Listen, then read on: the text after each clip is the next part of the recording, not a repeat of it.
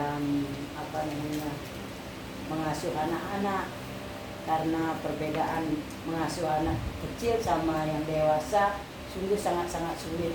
Kalau diomongin kadang mereka cepat tersinggung, tapi kalau nggak diomongin kita yang sakit hati sendiri.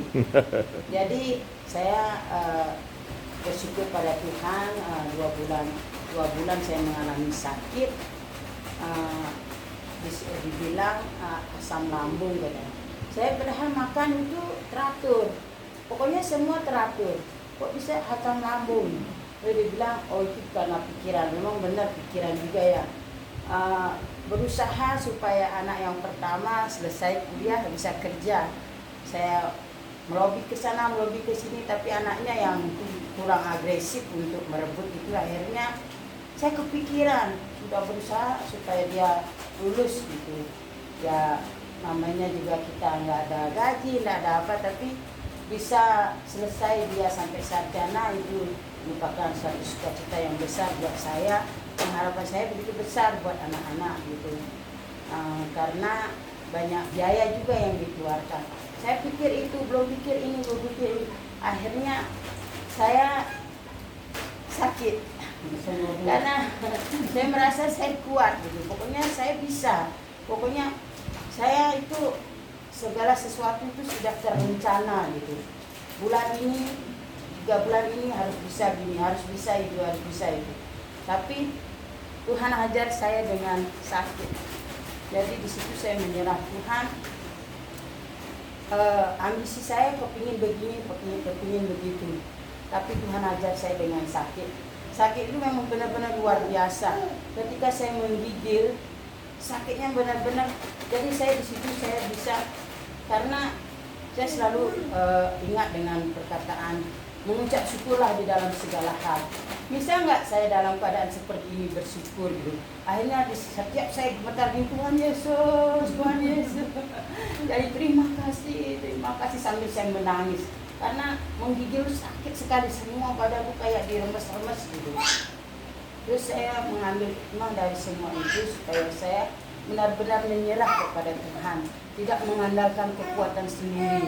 Tadinya saya merasa saya bisa, pokoknya saya harus punya target, ini harus selesai dalam 1 tahun ini, saya harus begini, harus begitu. Tapi Tuhan ajar saya dengan sakit, tidak berdaya, di tempat tidur, air diambilin, makan diambilin, semua diambilin. Jadi saya di situ berpikir, Tuhan, saya menyerah. Saya rindu melihat anak-anak saya menikah, saya punya cucu, dan saya ingin seperti biasa lagi beraktivitas seperti biasa dan bisa membantu suami melayani seperti itu. Karena habis saya datang dari Namu, di rumah sudah agak baikan, sakit lagi, saya berobat lagi, ditusuk sana, tusuk sini, dibilang saya kena ini lagi, tipes. Habis tipes, sudah 10 hari saya lagi di tempat tidur, sudah begitu lagi infeksi kantung kencingnya lagi. Saya disuruh USG lagi ke Singaraja. Saya berdoa setiap malam saya berdoa, Tuhan, saya mau Tuhan sembuhkan, Tuhan jamah saya. Akhirnya waktu itu dikasih waktu sama dokternya, kalau sampai hari ini, berapa hari ini belum ada perubahan, ibu harus ke rumah sakit lebih besar gitu. Saya malam-malam saya menangis berdoa, Tuhan tolong saya, apa yang terjadi dalam tubuh saya, Tuhan jamah. Akhirnya pas pagi itu saya ke kamar mandi, seperti mau melahirkan rasa sakitnya.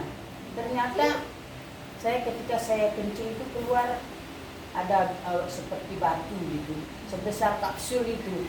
Saya langsung berteriak, Tuhan Yesus, tidak rugi saya berdoa setiap malam, Tuhan tolong saya. Akhirnya keluar itu. Dari saat itu baru badan saya rasanya enak, bisa makan, tidak menggigil lagi. Biasanya kena angin sedikit saya menggigil. Ya puji Tuhan, Tuhan berikan mujizat begitu luar biasa. Akhirnya batu itu keluar. Memang sangat sakit waktu keluar itu, tapi bersyukur sekarang ya bisa